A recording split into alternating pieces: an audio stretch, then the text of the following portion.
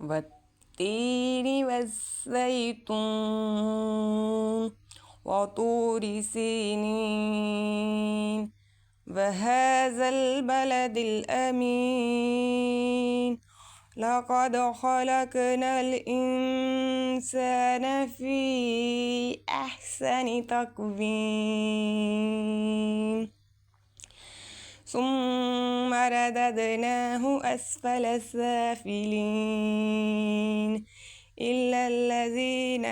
آمنوا وعملوا الصالحات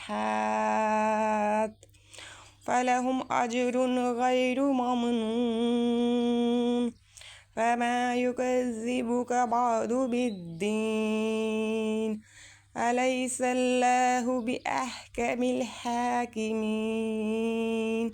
صدق الله العظيم.